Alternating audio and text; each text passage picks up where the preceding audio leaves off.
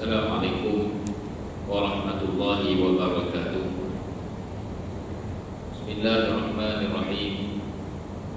Alhamdulillahi rabbil alamin. Hamdan yuwafi ni'amahu wa yukafi'u mazidah. Ya Rabbana lakal hamdu kama yanbaghi li jalali wajhika wa 'azimi sultanik.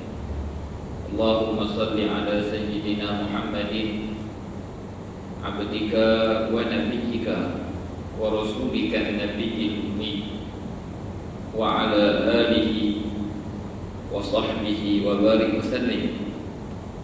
Allahumma ighfir lana dhunubana wa li walidina wa li masyayikhina wa li jami'il muslimina wal muslimat bi rahmatika ya arhamar rahimin. Allahumma faqqihna fid din wa 'allimna at-ta'wil wahdina ila siratikal mustaqim. Allahumma faqqihna wa faqqih ahlana wa auladana fi dinika. Allahumma inna nas'aluka 'ilman nafi'an wa rizqan thayyiban wa 'amalan mutaqabbalan wa la hawla wa la quwwata illa billah Al-Aliyyil Azim Al-Azizil Hakim. Wa ba'du, tuan-tuan dan hadirin rahimakumullah.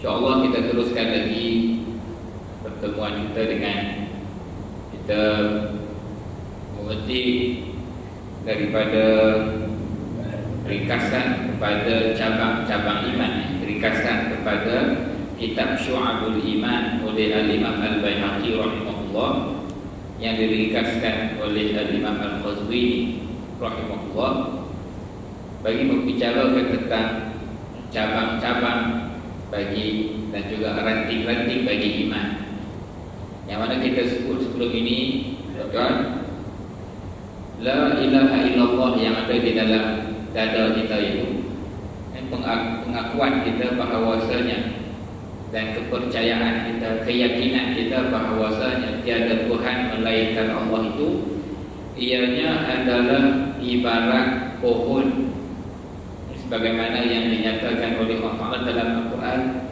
Ianya ibarat sebagai pohon yang baik.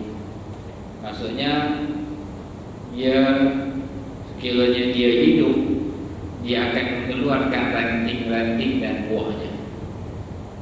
Dan kita juga ada sebut apa yang disebut oleh Syekh Abdullah Sirajuddin rahimahullah. Syekh menyatakan apabila dibandingkan, Allah Ta'ala membuat perumpamaan bagi keimanan dan kepercayaan kita kepada tiada Tuhan melainkan Allah itu ibarat pohon. Ia memberi isyarat bahawa ia perlu disiram dan dijaga. Kalau tidak disiram dan tidak dijaga, ianya akan terdedah kepada bahaya dan na'udzubillah min dzalik, boleh menjadi kering, boleh menjadi lemah, dan boleh juga membawa kepada tercabut, na'udzubillah min dzalik. Jadi, apakah siraman dan apakah penjagaan bagi pohon iman dalam dada kita ini? Penjagaannya adalah dengan menjaga hubungan kita dengan apa yang turun daripada langit, itulah Al-Quranul Karim.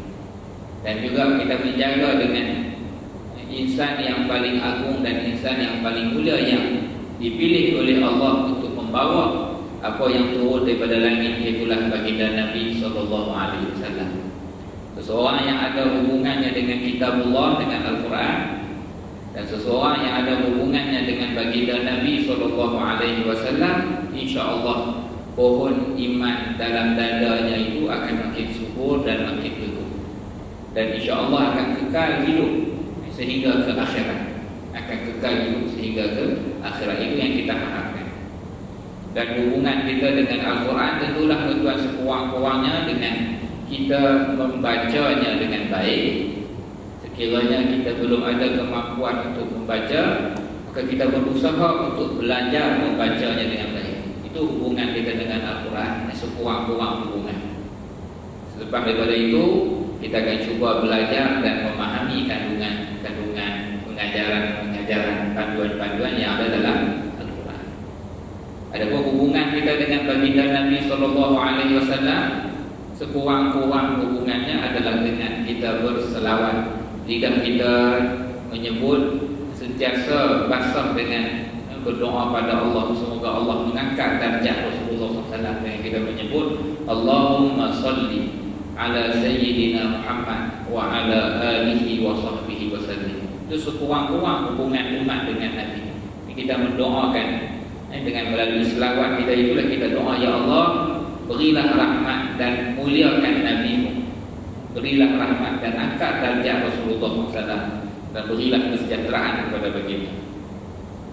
Dan selepas daripada kita berhubung, kita ada ikatan dengan Rasulullah melalui selawat itu, maka kita tambahlah dengan kita menambah maklumat, dengan menambah pengetahuan tentang baginda, menambah maklumat tentang baginda dalam diri kita, dan juga kita beramal dengan seluruh ajaran baginda SAW. Jadi pendek katanya, pohon iman ini, pohon la ilaha illallah ini perlu disiram dan dibaca dengan dua perkara yang kita sebut. Itulah yang utamanya. Jadi apabila ianya ibarat pohon, maka tentulah ada ranting-ranting dan cabang-cabang yang akan terhasil setelah daripada kita percaya dan beriman pada Allah. Kita dah sebut pada pertemuan-pertemuan yang lepas beberapa cabang, dan hari ini kita akan masuk pada ranting dan cabang yang ke-13. Dan kita dah sebut pada pertemuan yang lepas, cabang yang ke-11 dan ke-12 itu adalah kewajipan ke atas kita untuk ada perasaan takut kepada Allah, dan juga ada perasaan berharap kepada rahmat dan keampunan Allah. Salah satu kesan, salah satu orang kata apa, salah satu tanda iman yang ada dalam diri seseorang itu adalah wujudnya perasaan takut kepada balasan dan takut kepada kemurkaan Allah. Itu tanda sempurnanya dan tanda wujudnya iman dalam hati kita. Begitu juga tanda wujudnya, tanda suburnya dan tanda hidupnya iman dalam hati kita ni tuan-tuan, adanya perasaan tidak berputus asa dari rahmat Allah. Kekalnya perasaan sentiasa bersangka baik akan keampunan dan rahmat Allah kepada kita. Itu cabang yang ke-11 dan cabang yang ke-12. Jadi malam ini kita akan masuk pada cabang yang seterusnya. Berkata Tuan Pengarang rahimahullah, perkara yang ke-13 daripada ranting iman ini, cabang-cabang iman, adalah kita percaya bahawasanya wajib kita bertawakal dan bergantung kepada Allah Subhanahu wa taala. Wajib kita percaya, wajib kita beriman bahawa tawakal itu bergantung, meletakkan pergantungan dan mengharap pergantungan. Kita terjemah tawakal ini kita bergantung, kita meletakkan pegangan pada Allah, itu adalah satu perkara yang wajib. Qala Allah Ta'ala, Allah Ta'ala berfirman, wa 'alallahi falyatawakkalul mu'minun. Surah At-Taghabun. Dan terhadap Allah lah, dan kepada Allah lah hendaknya bertawakal, yakni bergantung, meletakkan pergantungan mereka kepada Allah Subhanahu wa taala. Hanya pada Allah lah bertawakal dan bergantungnya orang-orang yang beriman. Nanti kita akan kupas, kita akan tahu apakah maksud tawakal. Begitu juga Allah Ta'ala berfirman dalam surah Ali Imran, hasbunallah. Ucapan orang beriman ini, maka cukuplah bagi kami Allah, cukuplah Allah bagi kami. Wa ni'mal wakil, dan Allah Ta'ala lah sebaik-baik tempat untuk kami meletakkan pergantungan, sebaik-baik tempat untuk kita meletakkan pergantungan dan juga kata apa, pegangan kita. Wa qauluhu ta'ala, dan juga firman Allah Ta'ala dalam surah Al-Ma'idah, wa 'alallahi fatawakkalu, dan terhadap dan kepada Allah lah hendaklah kamu semua bertawakal. hendaklah kamu semua bertawakal, bergantung dan juga meletakkan pergantungan dan pengharapan. In kuntum mu'minin, sekiranya kamu semua beriman. Sekiranya kamu semua beriman. Ini Tuan Syekh bawa beberapa ayat Quran yang lain lagi dan juga beberapa hadis. Cumanya kita ambil kesimpulannya. Jadi Tuan Syekh kata, tawakal ini, tawakal adalah tafwidul amri ila Allah. Kita menyerahkan urusan yang kita buat itu, kita serahkan pada Allah.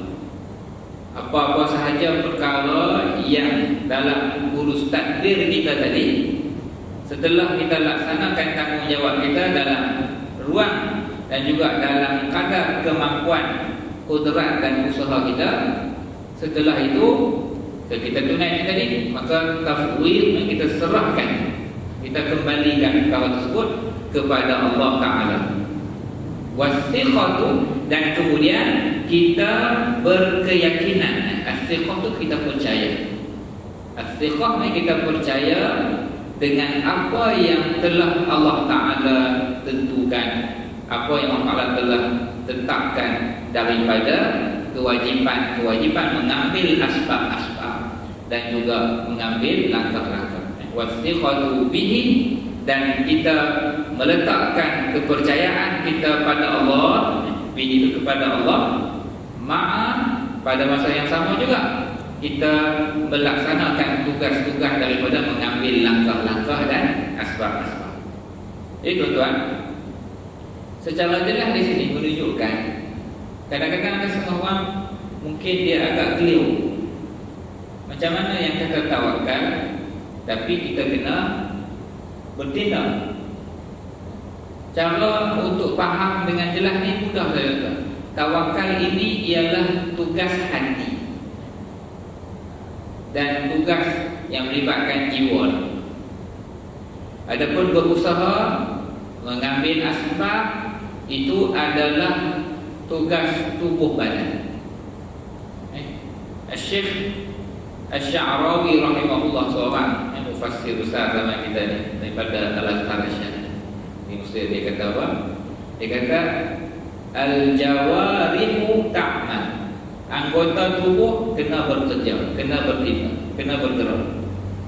Wal qulubu, akan tetapi hati kita tatawakkal, hati kita meletak pergantungan dan pengharapan pada Allah. Saya bagi contoh dalam bab bercucuk tanam, kita nak tengok contoh paling jelas tuan-tuan. Orang yang meletakkan pergantungan pada Allah adalah para petani. Tugasnya dia campak benih, kemudian dia tutup benih itu, kemudian dia letak baja dan dia siram.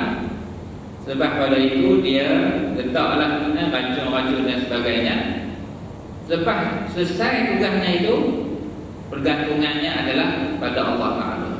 Dia sentiasa berharap, ya Allah, tumbuhkanlah, sehatkanlah pokok ini, tumbuhkanlah, bagilah dia hidup. Sebab apa? Sebab selepas daripada ruang tugas dia itu, dia tahu semuanya akan kembali balik kepada Allah Ta'ala. Yang nak keluarkan, nak pecahkan benih itu bukan dia. Yang nak keluarkan daripada benih itu, nak naik pokok itu bukan dalam bidang kuasa dia sebagai makhluk. Jadi itulah yang dimaksudkan. Dia bekerja, bertugas, melaksanakan, dia mencangkul, dia bercucuk tanam, tetapi hati dan pergantungan untuk menghidupkan tetap kita letak pada Allah Subhanahu wa Ta'ala. Jadi tawakal ini adalah tugas ataupun kerja hati. Kita tidak meletakkan pergantungan pada benda itu. Kita tak letak pergantungan pada, sebab kita yakin kesemua perkara yang berlaku di alam ini adalah di bawah urus takdir dan kekuasaan Allah Ta'ala. Tapi kita ambil langkah-langkah itu sebagai kerana melaksanakan perintah Allah. Nabi sendiri suruh kita keluar cari rezeki. Nabi sendiri suruh kita bila sakit berubat, ambil ubat. Apabila nak pergi berperang, Rasulullah sendiri tunjuk. Rasulullah pakai baju besi. Bahkan bukan satu baju tapi besilah. 2 lapis baju besi yang Rasulullah pakai. Rasulullah pakai topi penutup kepala daripada besi. Semuanya itu perintah Nabi SAW. Nabi suruh kita makan untuk kenyang. Nabi suruh kita berubat, ambil ubat untuk sembuh. Nabi suruh kita keluar bekerja mencari rezeki. Tetapi pada masa yang sama, hati kita meletakkan pergantungan bukan pada baju besi itu. Meletakkan pengharapan bukan pada ubat yang kita makan itu. Meletakkan pergantungan bukan pada usaha kerja yang kita buat, tetapi pergantungannya tetap kita akan kembalikan kepada Allah. Itu maksud tawakal. Pergantungan hati kepada Allah dan kepercayaan kita kepada Allah. Dalam keadaan pada masa yang sama kita mengambil langkah-langkah daripada asbab.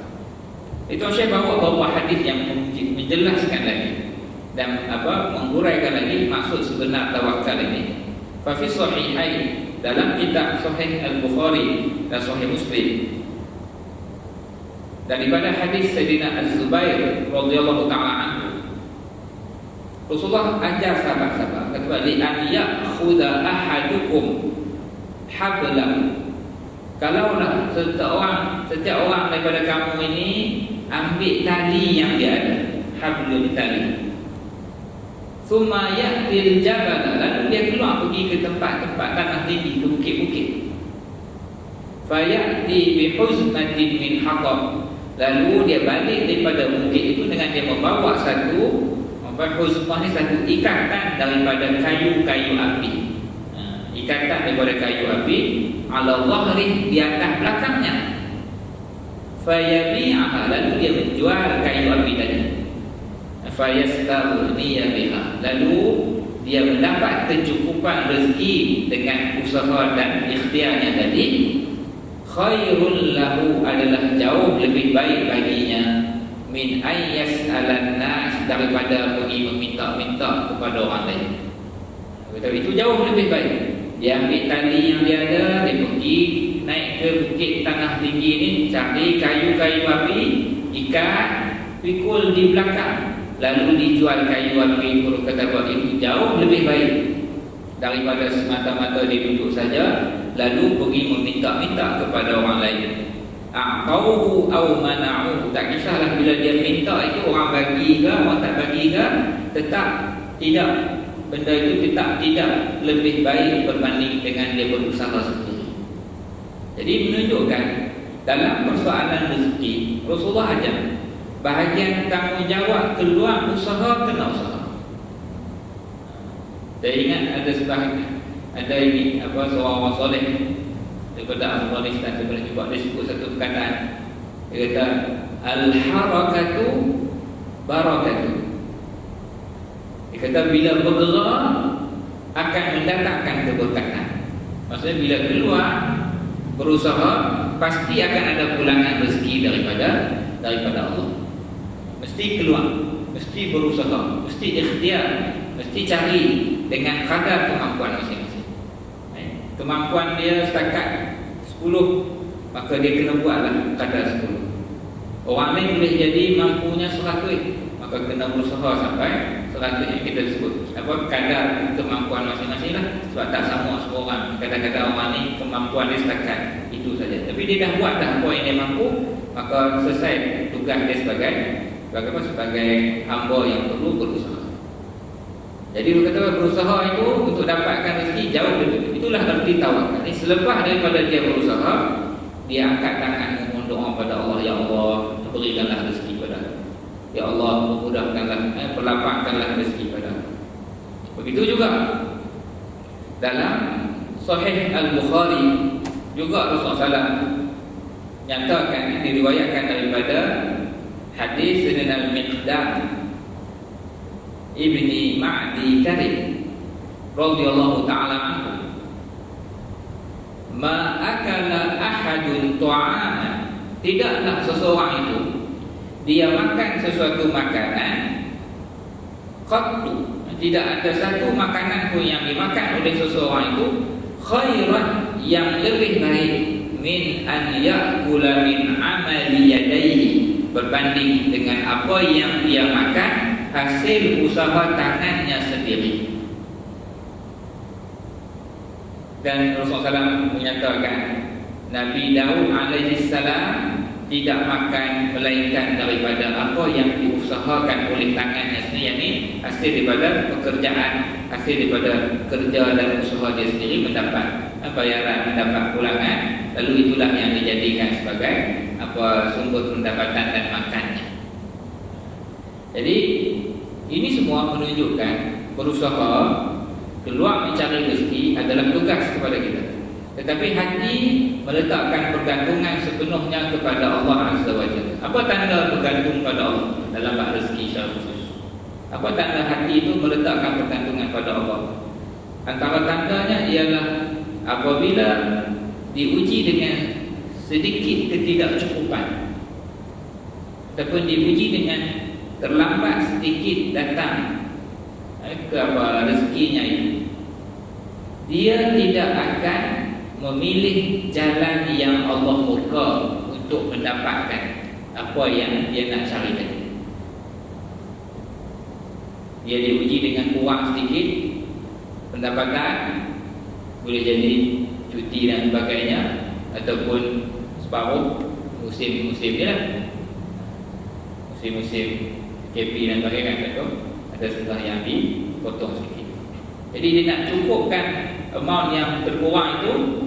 Kalau dia seorang yang meletakkan pergantungan dan pengharapan pada Allah, dia tidak akan sekali-kali pergi cari daripada jalan yang haram untuk mencukupkan apa yang kurang tadi. Bahkan dia akan terus sabar dan dia akan terus cari jalan-jalan lain, ruang-ruang lain yang halal untuk mendapatkan. Dan kalau kata belum dapat sekalipun, dia tidak akan meletakkan dirinya pada jalan yang haram. Sebab dia yakin pemberi rezeki itu adalah Allah. Pergantungan aku adalah pada Allah, bukan yang bergantungan kepada sesama makhluk ini. Ialah betul-betul tuan, kita sebut di mudah, sebut di mulut itu mudah, tetapi itulah yang dituntut oleh Allah. Allah Ta'ala kata, Allah Ta'ala berfirman, wa man yattaqillaha, barang siapa yang bertakwa pada Allah. Maksudnya barang siapa, kalau dalam bab rezeki, contohnya dia bertakwa pada Allah dalam bab sumber rezekinya, yakni dia takut pada Allah dan dia patuh pada perintah-perintah Allah dalam bab mencari rezeki, yakni dia cari jalan yang halal. Itulah takwa dalam bab mencari rezeki, mencari melalui sumber yang halal, menjauhi sumber yang haram. Itulah takwa dalam bab mencari rezeki. Apa yang Allah janjikan? Wa may yattaqillaha yaj'al lahu makhrajan. Allah Ta'ala akan jadikan baginya jalan-jalan keluar. Allah Ta'ala akan beri taufik, bimbingan padanya untuk dia dapat jalan keluar daripada kesempitan dan kesulitan yang dihadapi. Wa may yattaqillaha yaj'al lahu makhraja wa yarzuqhu. Allah Ta'ala akan beri rezeki padanya min haitsu la yahtasib, daripada jalan yang dia tidak sangka-sangka. Ini pegangan kita, keyakinan kita. Itulah tanda tawakalnya. Kalau kita bincang dan bicara dalam bab persoalan rezeki ini. Jadi Rasulullah sebut kena kita ikhtiar dan usaha mencari rezeki dari sumber yang ada. Itulah salah satu tanda tawakal kita kepada Allah Azza wa Jalla. Jadi maksud tawakal ini tadi, sebagaimana yang kita sebut, meletakkan pergantungan dan meletakkan pengharapan kita dalam apa sahaja urusan. Selepas daripada usaha kita itu, kita meletakkan pengharapan pada Allah. Salah satu tanda berharapnya itu kita akan sentiasa berdoa. Kita minta Allah Ta'ala sempurnakan apa yang kita usahakan tadi. Kita minta Allah Ta'ala bantu kita dalam segala usaha-usaha kita tadi. Sebab itu gabungan antara doa ni tuan. Sebab itu disebut doa ni. Doa huwal ibadah. Kita berdoa pada Allah, itulah tanda ibadah. Itulah ibadah. Itulah apa kita kata perhambaan kita pada Allah.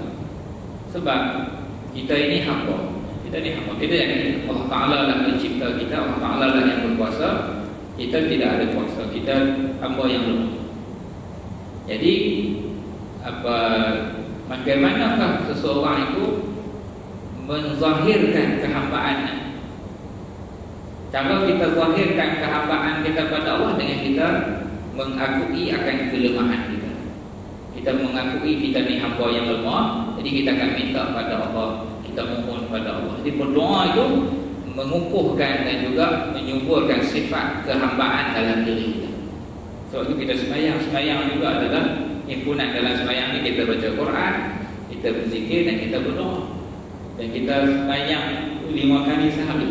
Itulah kita membuktikan dan menzahirkan bahawa kita ni hamba pada Allah.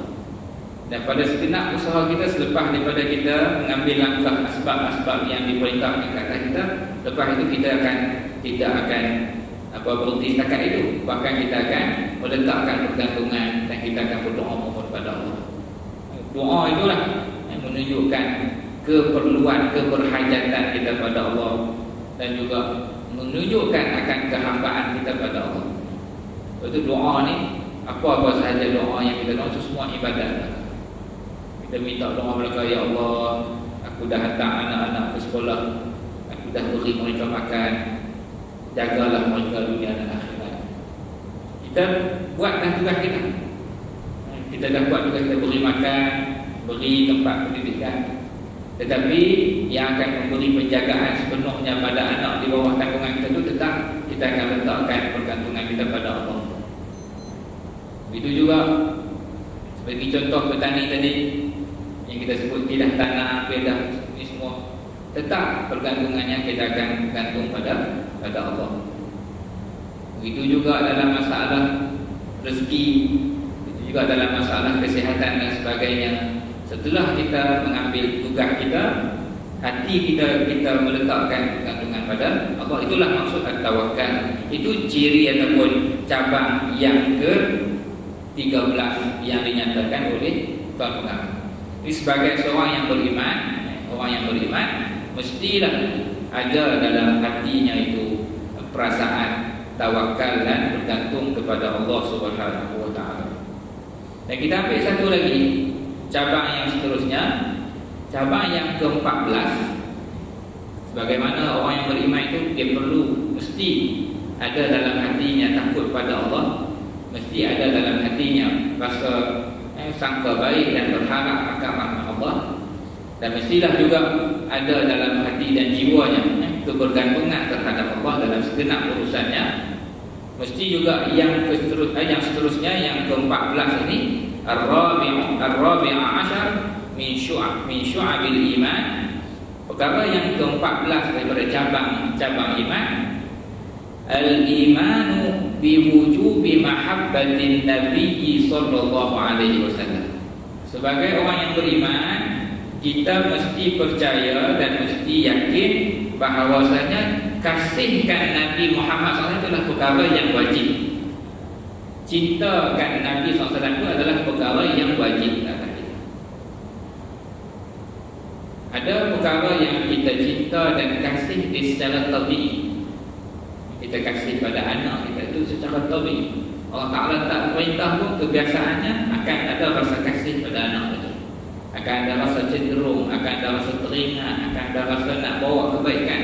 Bahawa itu anak kita. Dan ada perkara yang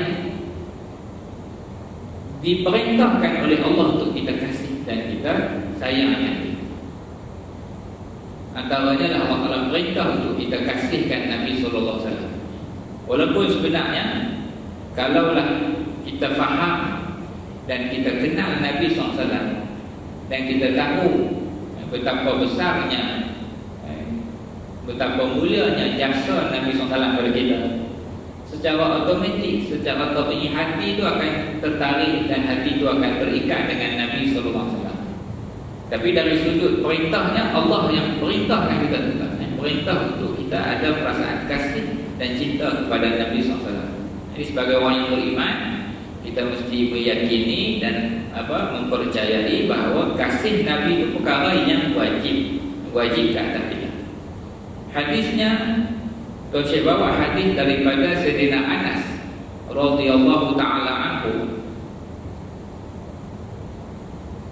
Baginda menyatakan, la yu'minu ahadukum, tidak sempurna iman seseorang daripada kamu, hatta akuna ahabba ilaihi, sehinggalah aku ini Nabi SAW, menjadi orang yang lebih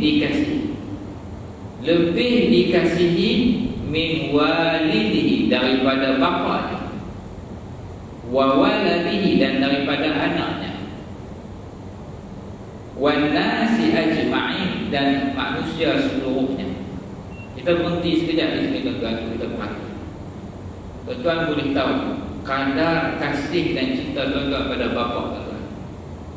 Tuan-tuan boleh tahu perasaan kasih dan cinta tuan-tuan pada mak tuan-tuan. Dan tuan-tuan boleh tahu perasaan kasih dan cinta tuan-tuan pada anak-anak tuan-tuan. Tuan-tuan tahu, tuan-tuan rasa perasaan itu. Rasulullah kata apa? Sempurnanya iman kita kepada Allah dan sempurnanya iman kita ni adalah bila Rasulullah SAW berada di atas itu. Lebih lagi kasih kepada mak dan bapa, lebih lagi daripada kasih kepada anak dan manusia seluruhnya. Jadi kita berharap dan kita berdoa supaya kita termasuk dalam golongan itu. Orang yang mana kasihnya kepada Allah dan Rasulnya itulah yang paling tinggi dan paling utama. Kalau kata apa, tidak sempurna iman seseorang daripada kamu, sehinggalah menjadinya aku ini menjadi orang yang paling dikasihi, lebih dikasihi berbanding bapaknya, ibu dan bapaknya, dan anak-anaknya dan manusia seluruhnya. Rasulullah pilih untuk kita contoh yang tersebut untuk bagi faham. Sebab semua orang faham dan sedang kasih dia kepada mak dan bapaknya, dan semua orang boleh faham kadar kasih dia kepada anak. Rasulullah suruh kita, perintah kepada kita untuk kasih Rasul lebih daripada ibu dan bapa kita dan lebih daripada anak-anak kita sendiri. Begitu juga dalam sebuah hadis yang diriwayatkan oleh Sayyidina Anas radhiyallahu anhu juga di dalam kitab Sahih Al-Bukhari dan Sahih Muslim. Salatun man kunna fihi wajada bihinna halawatal iman. Tiga perkara yang mana sekiranya ada tiga perkara tersebut, ini hari ini kita dah pernah baca pada yang awal itu, dia akan merasai kemanisan iman. Imannya itu akan sebati, maksud merasai kemanisan iman, yakni iman kepada Allah, iman kepada Nabi, iman kepada akhirat, keyakinan kepada kitab Al-Quran. Keyakinan itu sebati dalam dada. Apa perkara yang akan menyebabkan iman itu sebati dan subur dalam dada seseorang sehingga dia merasai kelazatan dan kemanisan iman itu? Salah satunya dia meletakkan cinta pada Allah dan Rasul itu lebih daripada yang lain. Ahabba ilaihi mimma siwahuma, lebih dikasihi oleh berbanding selain yang itu. Allah dan Rasulullah yang paling dikasihi. Ada yang itu, maka insya-Allah iman dalam dada itu sudah sebati dan kukuh dan makin kukuh insya-Allah. Jadi tuan-tuan, apa maksud kasih? Kita dah telah sikit pada bahagian kewajiban kasih akan Allah. Perasaan kasih ini bermaksud kecenderungan hati, cenderung hati. Kalau ada 1, 2, 3 orang, cenderung hati kita pada salah seorang, itu maksudnya apa? Itu kasih saja. Berbanding 3 orang ni pula berbanding orang-orang lihat banyak, cenderung hati kita pada 3 ni, kasih kita sudah, kecenderungan hati itu sudah tertuju pada tiga pihak ini. Maksud kita sudah kasihkan, kita sudah suka pada mereka, kita sudah sayang pada mereka. Itu maksud kasih, kecenderungan hati, mailul qalbi, cenderung hati kita kepada pihak yang kita kasih itu. Jadi kita perlu ada kecenderungan hati kita, cenderung itu terhadap Rasulullah sallallahu alaihi wasallam. Dan cara untuk membina perasaan cenderung itu mestilah dengan kita tahu kemuliaan dan ketinggian darjat Nabi, dan hendaklah juga kita tahu kebaikan-kebaikan dan juga jasa-jasa baginda Nabi sallallahu alaihi wasallam. Kita akan sentuh lebih lagi tuan-tuan, insya-Allah cabang yang ke-14 ini pada pertemuan yang akan datang tentang kasih, kewajipan untuk cintakan Nabi SAW ini. Kita akan gabungkan sekali dengan cabang yang ke-15, kewajipan untuk mengagungkan, menghormati dan memuliakan Nabi SAW. Itu semua cabang. Kalau orang itu beriman, mesti akan, orang kata apa, tumbuh dalam hatinya perasaan cintakan Nabi, tumbuh dalam hatinya perasaan memulia dan mengagungkan. Itulah bukti ataupun tanda iman dalam hati seseorang. Cuma saya nak tutup seminit ni tuan-tuan dengan apa yang disebut oleh Al-Imam Al-Qadhi Iyad rahimahullah. Imam Qadhi Iyad kata, seseorang manusia itu sekiranya ada orang pernah buat baik pada dia sekali seumur hidup, ataupun seseorang pernah menyelamatkan dia dalam hidupnya itu daripada kebinasaan. Saya bagi contoh, sekiranya dia lemah, sedang lemah, tiba-tiba ada seorang tarik dia akan ingat orang itu dan peristiwa itu sampai dia mati. Sebab apa? Dia tahu yang itulah yang menyelamatkan hidup dia. Kalau tak kerana orang ini, jasa orang ini, boleh jadi dia dah. Itu baru orang yang selamatkan untuk tempoh yang sekejap. Derita yang lemah itu sekejap saja, tapi diselamatkan. Lalu selamat itu membawa kepada bahagia sehingga hujung hayat. Dia akan ingat orang itu. Kalau saya kata, cuba bayang insan yang selamatkan kita daripada tenggelam, daripada lemah dalam api neraka yang membakar selama-lamanya. Cuba bayang orang yang menjadi penyebab selamatnya kita daripada lemah dalam terbakar api neraka selama-lamanya. Itulah Rasulullah SAW.